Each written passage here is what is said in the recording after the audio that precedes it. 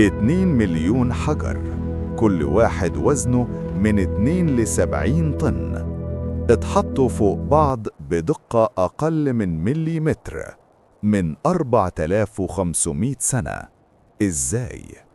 الهرم الأكبر ارتفاعه 146 متر، وفضل أطول بناء في العالم لمدة 3800 سنة.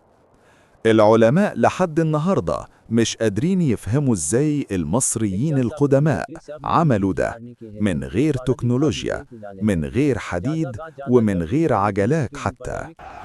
في ناس قالت إنهم استخدموا منحدرات ضخمة من الرمل والطوب، وكانوا بيسحبوا الأحجار عليها واحدة واحدة.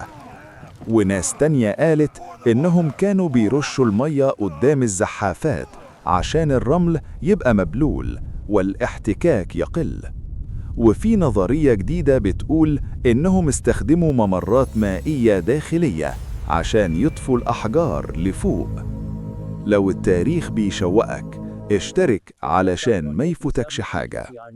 بس أكتر حاجة مذهلة إن الأحجار مقصوصة بدقة، إن السكينة مش بتعدي بين الحجرين، وده بتكنولوجيا عمرها 4500 سنة، في الوقت اللي باقي العالم كان لسه بيعيش في كهوف. المصريين القدماء كانوا عباقرة بمعنى الكلمة. كل يوم هقول لك سر جديد عن الفراعنة على ضفاف التاريخ.